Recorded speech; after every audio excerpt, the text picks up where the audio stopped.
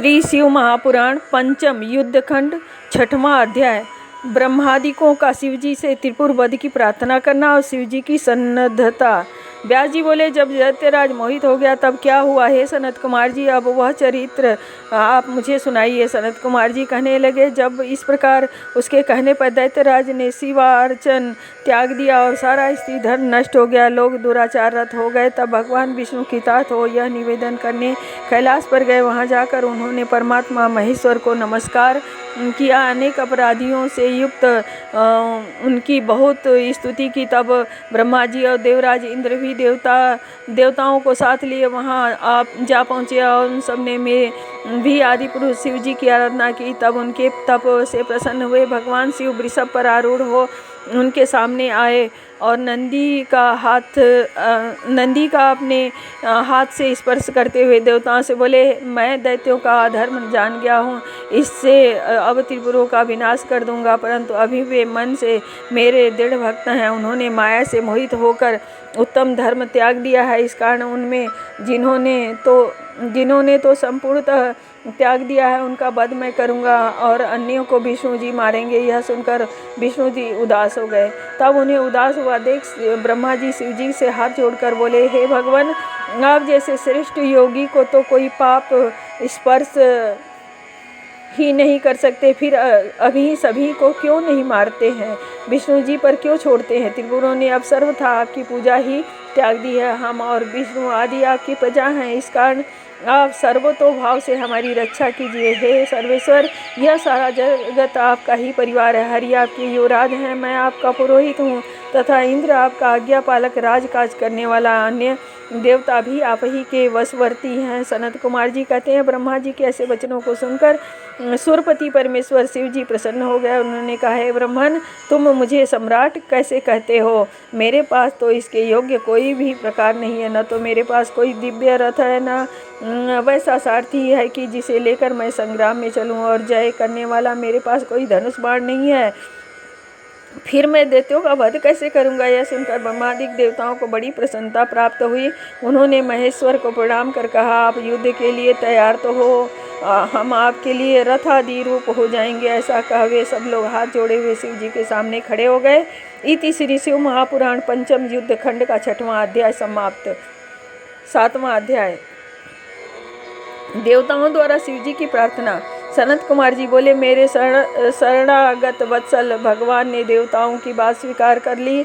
तब उसी समय शिवा देवी उनसे अपने पुत्र को गोद में लिए वहां आ गईं, जहां देवताओं सहित भगवान शिव विद्यमान थे। तब पार्वती को आते हुए देखकर विष्णु आदि सभी देवता नम्र हो उन्हें प्रणाम करने लगे और परम आश्चर्यचकित हुए।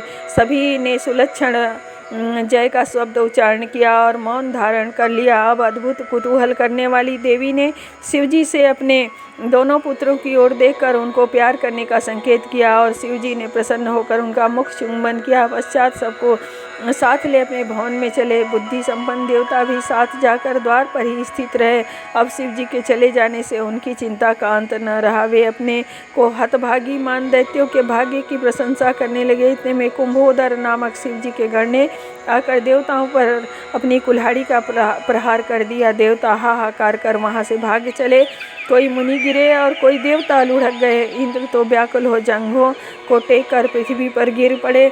फिर सब एकत्र हो विष्णु जी के पास चले और भयहारी हरि से सब बात कही। कश्यपादि ऋषि कहने लगे, हो प्रारब्ध का बल बड़ा विचित्र है। तब देवताओं को विष्णु जी ने बहुत सा आश्वासन दिया और कहा कि सब ठीक होगा। शिव जी सब गणों के अध्यक्ष और परमेश्वर हैं, वे सहसा कैसे बस में होंगे? यदि तुम ओम नमः शिवाय कुरु इस मंत्र को 1 करोड़ जपो तो शिवजी तुम्हारा कार्य करेंगे।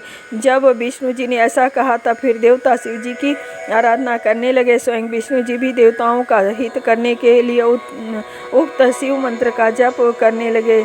जब विधि पूर्वक सबने 1 करोड़ मंत्र जप लिया तब साक्षात शिवजी ने फिर दर्शन दिया और कहा, मैं प्रसन्न हूँ, जो चाहे वर मांगो। देवताओं ने त्रिपुर संहारक का वर मांगा। शिवजी ने कहा, मेरे लिए दिव्य रथ, सारथी और धनुष बाण लाओ। यह सुन देवता प्रसन्न हो विश्वकर्मा के पास गए विष्णु जी की आज्ञा से विश्वकर्मा ने संसार के हितार्थ शिव जी के लिए परम सुंदर देवमय सब रथ आदि का निर्माण कर दिया। इति श्री शिव महापुराण पंचम युद्ध खंड का 7वां अध्याय समाप्त। 8वां अध्याय विश्वकर्मा द्वारा शिव रथ का निर्माण। व्यास जी बोले, हे सर्वज्ञ सनत कुमार जी, आपने यह तो शिव जी की बड़ी अद्भुत कथा सुनाई। अब कहिए कि विश्वकर्मा ने शिव जी के लिए उस दिव्य रथ का कैसे निर्माण किया।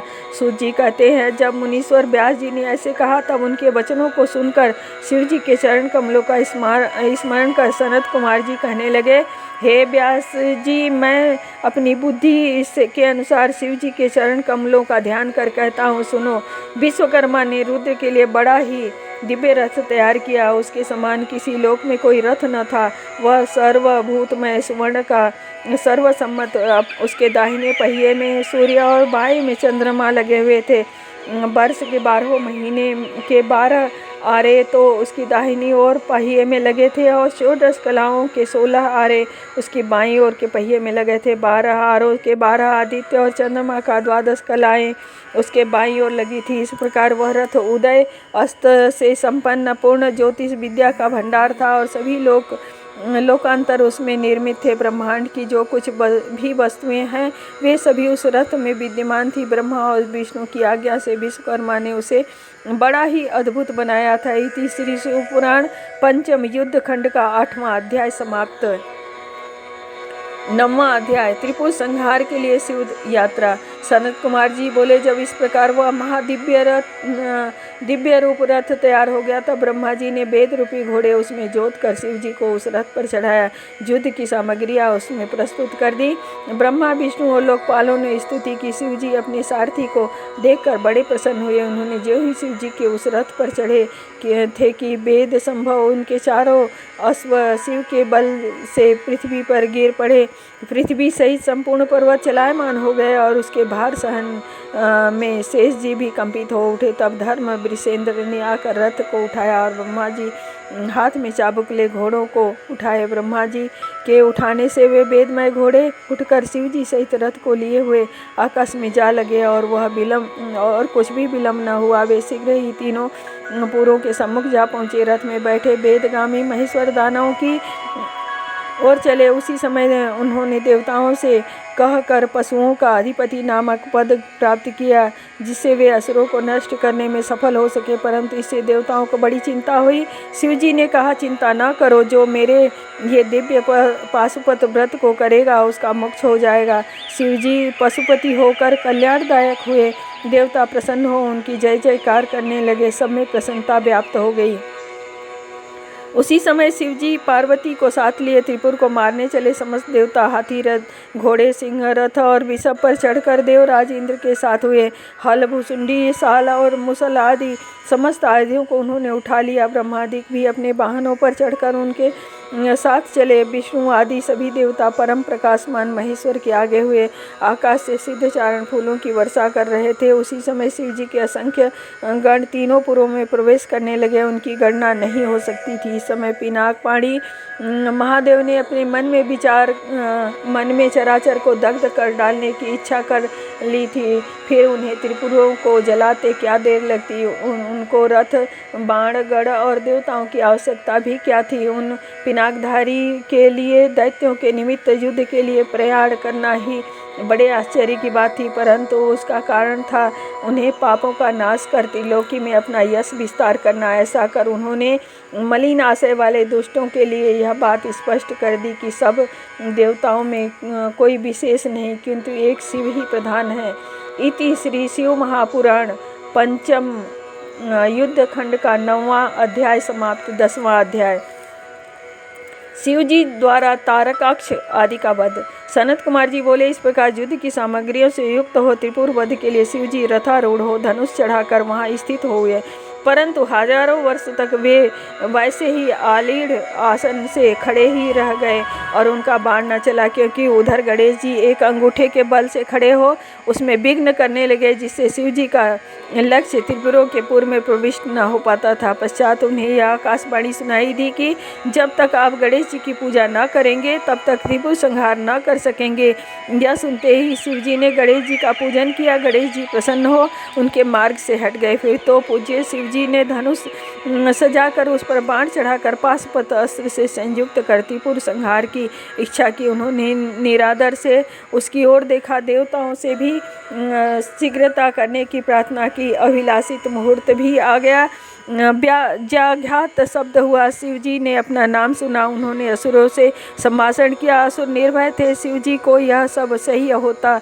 उन्होंने तत्काल ही करोड़ों सूर्य के समान प्रकाशमान अपने उस बाण को असुरों पर चला दिया। उस विष्णुमय अग्निमत बाणों ने उड़कर त्रिपुरवासियों को दग्ध कर दिया। देवताओं सहित शिव जी के देखते देखते चारों ओर से समुद्र द्वारा घिरे हुए दैत्यों के तीनों पुर भस्मात हो एक साथ ही भूमि पर गिर पड़े। सैकड़ों और हजारों की संख्या में दैत्य भस्म होने लगे।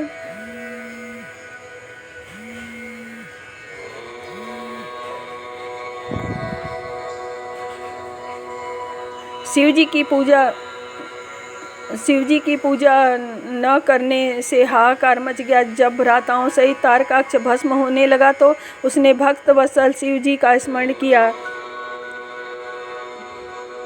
फिर हे शिव, यह तो हम जानते ही हैं कि आप हमें भस्म किए बिना न छोड़ेंगे, तथापि हम आपकी कृपा चाहते हैं, अतः आप हम पर प्रसन्न होइए, क्योंकि जो मृत्यु असुरों को दुर्लभ है वह हमें प्राप्त हुई है। अब हम आपसे प्रार्थना करते हैं कि हमारी बुद्धि जन्म जन्मांतर तक आप में ही लगी रहे। ऐसा कहकर वे दानव शिव जी की उस बहिंग में भस्म हो गए। शिव जी की आज्ञा से उस पुर में रहने वाले बालक वृद्ध सभी दानव जल कर छार हो गए। स्त्रियां अपने पतियों के कंठ में हाथ डाले, कोई सोती हुई कोई प्रमत्त तथा कोई रति से भ्रांत हुई भस्म हो गईं। एक अविनाशी विश्वकर्मा मय नामक दैत्य को छोड़कर स्थावर जंगम सभी भस्म हो गए। पश्चात वे तीनों शिव जी की पूजा के प्रताप से शिव जी के गढ़ हुए। इति श्री शिव महापुराण पंचम युद्धखंड का 10वां अध्याय समाप्त। ओम नमः शिवाय।